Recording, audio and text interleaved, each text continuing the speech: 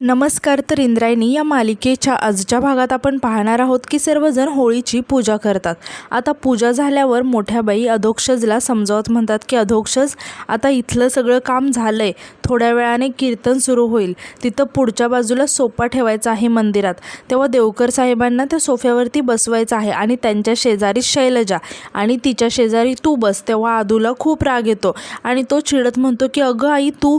तेव्हा मोठ्या बाई आदूला समजावत म्हणतात की एवढं पण ऐकणार नाहीस का आईचं, आजचा एक दिवस ऐक रे बाळा. तर दुसरीकडे आपण पाहतो की शैलजा आणि देवकर बोलत असतात. तेव्हा शैलजा देवकर यांना म्हणते की बाबा मी या मुलाशी लग्न नाही करणार. आणि हसत म्हणते आदूकडे बघत की बाबा बघा ना कसा बोलतोय, ते ऐकलं का. यावर देवकर म्हणतात की हो मला कल्पना आहे त्याची, पण दिग्रजकर घराणं मोठं आहे, वारकऱ्यांचं त्यांना खूप मोठं बॅकिंग आहे, त्याचा आपल्याला खूप फायदा होईल.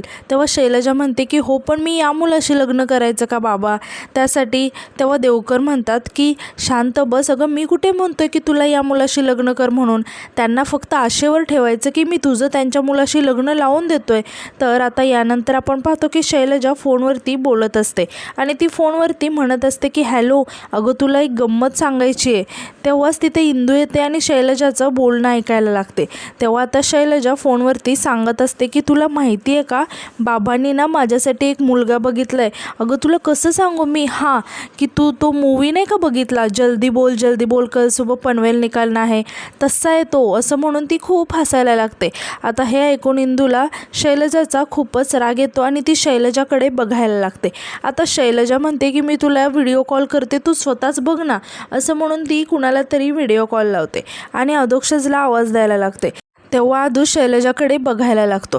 तेव्हा शैलजा म्हणते की ते थोडंसं बोलायचं होतं, येता का इकडे.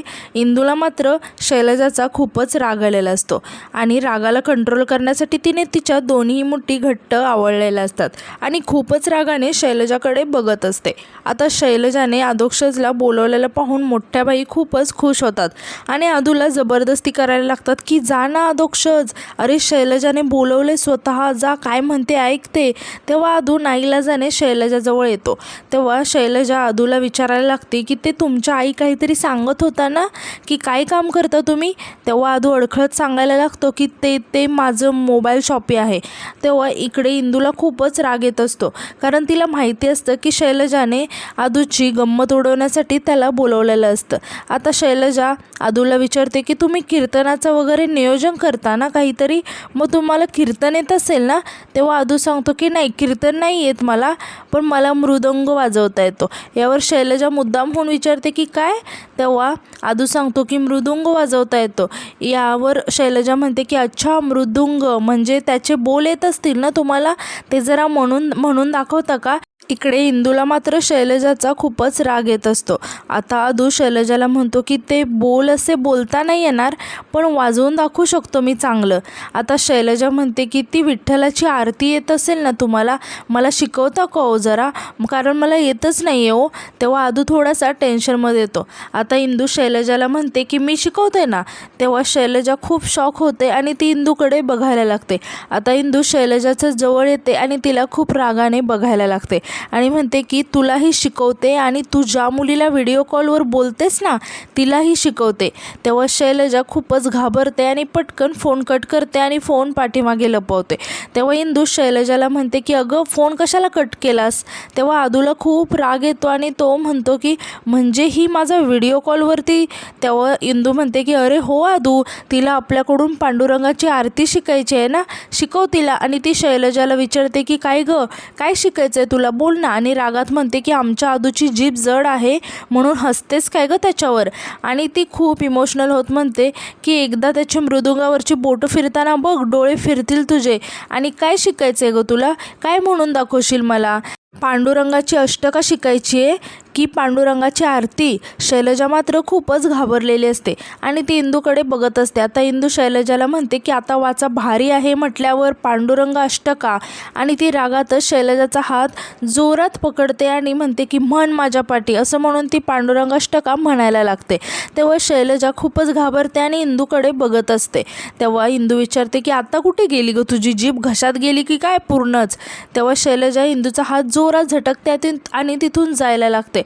तेव्हा इंदू अजून शैलजाचा हात पकडते आणि तिला म्हणते की ए कुठे चाललेस तू, शिवाची भक्त आहेस ना तू, मग हे म्हणून दाखव ना, असं म्हणून ती शिवमंत्र म्हणायला लागते आणि म्हणते की बोल ना, खूप हसत होतीस ना आमच्या आदूवर, खूप हसत होतीस ना, त्याची जीभ जड आहे म्हणून. आणि तिला म्हणते की ए कुठे गेली गं तुझी जीभ, घशात गेली की काय परत.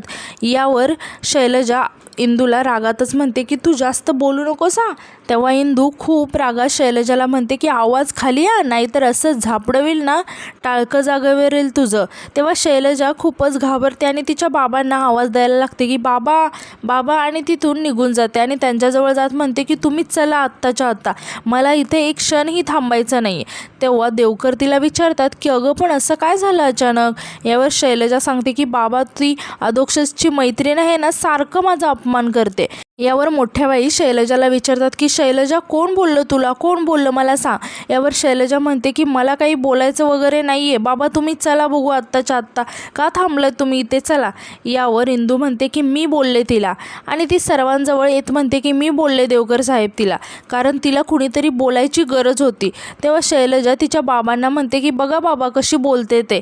आता देवकर साहेब मोठ्या बाईंना म्हणतात की मोठ्या बाई अहो काय आहे ही मुलगी, मला वाटलं की चांगली कीर्तनकार आहे म्हणजे संस्कारी मुलगी असेल, पण ही तर चांगली उद्धट बोलायला लागली. यावर इंदू रागात म्हणते की उद्धट मी नाही आहे तर तुमची मुलगी आहे, आणि राहिला प्रश्न संस्काराचा तर मी संस्कारीच आहे हो, तुमच्या पोरीवर संस्कार कमी पडलेत ना ते बघा आधी. तेव्हा मोठ्या बाई खूप टेन्शनमध्ये येतात आणि त्या इंदूला म्हणायला लागतात की इंद्रायणी उगाच काही बोलू नकोस हा, तू जर तिला काही बोललीस ना तर तू आहेस आणि मी आहे. यावर इंदू मोठ्या बाईंना म्हणते की मोठ्या बाई तुम्ही मला काही पण करा, पण मी या पोरीला सोडणार नाही. यावर मोठ्याबाई म्हणतात की तू पुन्हा काही बोलशील ना तर बघा बघ. यावर आदू म्हणतो की आई तू इंदूला काही बोलू नको, तिची काही चूक नाही आहे. तेव्हा मोठ्याबाई आदूला शांत करत म्हणतात की तू गप्प बस रे. तेव्हा इंदू मोठ्याबाईंना म्हणते की मोठ्याबाई त्याला कशाला गप्प करताय, ही पोरगी आपल्या अधोक्षजला काहीही बोलायला लागले. यावर शैलजा खूप घाबरते आणि म्हणायला लागते की बाबा मी काही नाही बोलले, सांगा ना तुम्ही लवकर. तेव्हा मोठ्याबाई इंदूला म्हणतात की काही बोलले म्हणजे, ती कशाला काही बोलेल, तूच तिला काहीतरी बोलली असशील. आता इंदू शैलजाला रागाने म्हणते की तू तिकडे का उभी आहेस, इकडे ये ना, सांग आता काय केलंस ते. तेव्हा शैलजा म्हणते की जागं जास्त शहाणपणा नको करू. यावर इंदू रागाने म्हणते की अगं तिथून कशाला बोलते आहे, समोर ये ना, वीटच घालते तुझ्या डोक्यात. आता हे सर्व ऐकून देवकर साहेब खूपच चिडतात आणि मोठ्याने ओरडून म्हणतात की बस मोठ्या बाई, लक्षात ठेवा ही वाटेल ते बोलते आहे आणि तुम्ही गप्प आहात हे मी सहन करून घेणार नाही. तेव्हा इंदू रागाने त्यांना म्हणते की तुम्ही सहन करणार नाही मग आम्ही का सहन करायचं तुमच्या पोरीला. तेव्हा देवकर साहेब चिडून म्हणतात की मोठ्या बाई तुम्हाला राजकारणात पुढे आणायचं आहे, सपोर्ट करायचं हे ठरवलं होतं आम्ही, पण हे असं जर असेल ना तर तुम्ही राजकारणात कशा येता ना तेच बघतो मी आता. आता हे ऐकून मोठ्याबाई खूपच घाबरतात आणि म्हणतात की हो नका हो, असं नका करू, हवं तर मी हात जोडते तुमच्यासमोर. असं म्हणून त्या हात जोडतात आणि माफी मागायला लागतात आणि म्हणतात की त्या पोरीकडे म्हणजे इंदूकडे नका लक्ष देऊ, तिला न बोलायची ना अक्कलच नाही आहे. यावर इंदू रागाने म्हणते की मला अक्कल नाही आहे, अहो मोठ्याबाई या पोरीला अक्कल नाही आहे. आता शैलजा खूपच चिडते आणि देवकर साहेबांना म्हणते की बाबा तुम्ही चला बघू इथून. तेव्हा देवकर साहेब रागाने म्हणतात की मोठ्याबाई बस झालं आता, आम्हाला एक मिनिटही इथे थांबायची इच्छा नाही आहे. असं म्हणून ते ड्रायव्हरला गाडी काढायला सांगतात. आता यावर इंदू त्यांना म्हणते की गाडी काढून जा नाहीतर पळत जा, जी पोरगी आमच्या अधोक्षजवर हसते ना तिला विठूच्या वाडीत एक सेकंदसुद्धा थांबण्याचा अधिकार नाही आहे, निघा इथून. तेव्हा देवकर साहेब ओरडून म्हणतात ती एक क्षणभर सुद्धा थांबणार नाही आहे, बस झालं. असं म्हणून ते तिथून जायला लागतात. इंदू इकडे खूपच चिडलेली असते आणि ती मोठ्याने ओरडून म्हणत असते की जा जा, परत येऊ नकोस, आणि परत आलीस ना तर माझ्याशी गाठ आहे. आता आदू इंदूला असं भांडताना बघून तिच्याकडे बघून हसत असतो. तर मोठ्याबाई देवकर साहेबांना आणि शैलजाला थांबवण्याचा प्रयत्न करत असतात, पण ते दोघेही खूपच चिडलेले असतात आणि एक क्षणभरही थांबायला तयार नसतात. आता यानंतर आपण पाहतो की गोपाळ विठूच्या वाडीत आलेला असतो. तिथेच आता पप्प्या आणि गोपाळ चहा पित असतात. आता पप्प्या गोपाळला विचारतो की काय मग गोपाळ, आमची आठवण आली ना, विठूच्या वाडीला मिस केलंस की नाही तू. यावर गोपाळ सांगतो की फंटा गँगला मिस केलं रे. तेव्हा पप्प्या आश्चर्याने विचारतो की आणि बाकी काहीच नाही, म्हणजे आपलं मंदिर, आपली शाळा, क्रिकेटचं ग्राउंड, म्हणजे फक्त फंटा गँगला मिस केलं होय. आणि परत म्हणतो की बरं ते सगळं जाऊ दे, आज फंटा गँगच्या मेंबरचा बर्थडे आहे ना, त्याला तर भेटशील की नाही.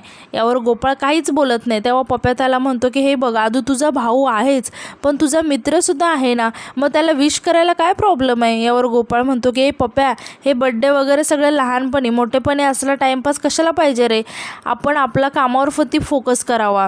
आता पप्या गोपाळची ॲक्टिंग करत म्हणतो की आपण आपल्या कामावर फोकस करावा. हे असलं फोकस करून करून डॉक्टर झाला आहेस ना, म्हणजे तू एकटा हुशार आणि आम्ही येडे होय. तेव्हा गोपाळ म्हणतो की असं म्हणालो नाही आम्ही. यावर पप्या म्हणतो की असाच अर्थ होतो त्याचा, काही गोष्टी न बोलतासुद्धा कळतात आम्हाला. तेव्हा गोपाळ रागाने म्हणतो की पप्या, आता पप्या गोपाळला म्हणतो की आता तू एवढं लाडाने पप्या म्हणाला आहेस तर एक गोष्ट सांगतो तुला, आज रात्री राग्याच्या शेतात पार्टी ठेवली आहे, तू पण ये ना. तेव्हा गोपाळ सांगतो की माझी नाईट ड्युटी आहे रे. यावर पप्या आश्चर्याने म्हणतो की कसली नाईट ड्युटी, आज तर डे शिफ्ट होती ना, मग कसली नाईट ड्युटी. आणि असं जर काही असेल ना तर मी माझं वजन वापरून करू का काहीतरी, असं म्हणून तो कोणाला तरी फोन करायला लागतो. तेव्हा गोपाळ खूपच चिडतो आणि म्हणतो की पप्या आहे, जर असं असेल ना तर मी फोन फेकून देईल ना तुझा. आता पप्या गोपाळला हात जोडून रिक्वेस्ट करायला लागतो की प्लीज गोपाळ ये ना पार्टीला, तुला आपल्या दोस्तीची शपथ आहे. तेव्हा गोपाळ त्याला म्हणतो की शपथा कसल्या घालतोयस रे. आता पप्या खुश होऊन म्हणतो की म्हणजे तू येतोयस, आणि हसत म्हणतो की तू काही सुधारायचं नाही बघ. तेव्हा गोपाळ हसत म्हणतो की आपण असे बिघडलेलेच बरे आहोत. आता यावर पप्या खुश होऊन म्हणतो की आत्ता कसं आधीचा गोपाळ परत आल्यासारखं वाटतंय, असं म्हणून ते एकमेकांना मिठी मारतात.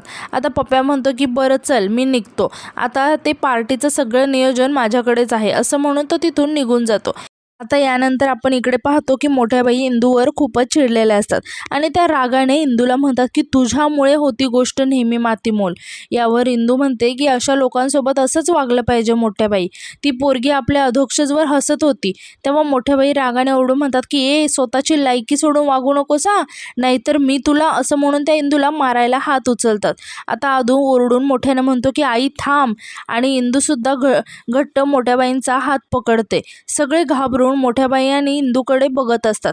आता मोठ्या बाईंना इंदूचा खूपच राग आलेला असतो. तेव्हाच इंदू रागाने म्हणते की नाही या मोठ्या बाई, आता नाही, कारण आता मी कालची इंदू नाही.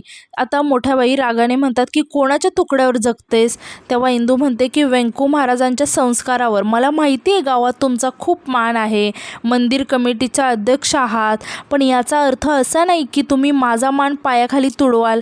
आणि माझ्यासमोर माझ्या मित्रांचा जर कोणी अपमान करत असेल ना मोठ्या बाई, तर त्याची लायकी दाखवायला मी मागे पुढे बघणार नाही, कारण माझ्या मित्रांसाठी त्याची इंदू अजूनही मेन आहे. आणि म्हणते की चला आता कीर्तनाची वेळ झाली आहे ना, कीर्तनामध्ये भेटू, रामकृष्ण हरी, असं म्हणून ती तिथून जायला लागते. आता मोठ्या बाईंना इंदूचा खूपच राग आलेला असतो. आता यानंतर आपण पाहतो की सर्वजण कीर्तनासाठी मंदिरामध्ये जमलेले असतात. आता गोडकर व्यंकू महाराजांना म्हणतो की व्यंकू महाराज करा ना आता कीर्तनाला सुरुवात, लोक खोळंबले आहेत.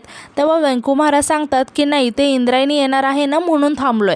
यावर गोडकर म्हणतो की अहो आता कीर्तनकार काही टाळकरांसाठी थांबणार आहे का, सगळे भाविक खोळंबले आहेत ना, उशीर झालाय. तेव्हा व्यंकू महाराज कीर्तनाला सुरुवात करतात. आता कीर्तन सुरू असतानाच व्यंकू महाराजांना अचानक ठसका लागतो आणि ते थांबतात. तेव्हाच इंदू तिथे येते आणि कीर्तन पुढे सुरू ठेवते. आता इंदूला बघून सगळेच खूप खुश होतात. आता इंदू व्यंकू महाराजांना पाणी देते. व्यंकू महाराज पाणी पितात आणि ते कौतुकाने इंदूकडे बघायला लागतात. आता इंदू खूपच छान असं कीर्तन करते. तिच्या आवाजाने सर्वजण भारावून जातात. आता व्यंकू महाराज म्हणतात की माऊली, आज होळीचा सण आहे ना, आणि आज आमच्या अधोक्षज महाराजांचा वाढदिवससुद्धा आहे. आता इंदू म्हणते की आणि वाढदिवसाच्या दिवशी कीर्तनाचं श्रवण केल्याने पुण्य जास्त मिळतं बरं का, आणि ते आपल्या अधोक्षज महाराजांना मिळणार आहे. आता व्यंकू महाराज म्हणतात की वाढदिवसानिमित्त आपण अधोक्षज महाराजांना शुभेच्छा देऊया आणि आजच्या कीर्तनाला सुरुवात करूया, असं म्हणून ते कीर्तनाला सुरुवात करतात. आणि आजचा भाग इथेच संपतो. धन्यवाद.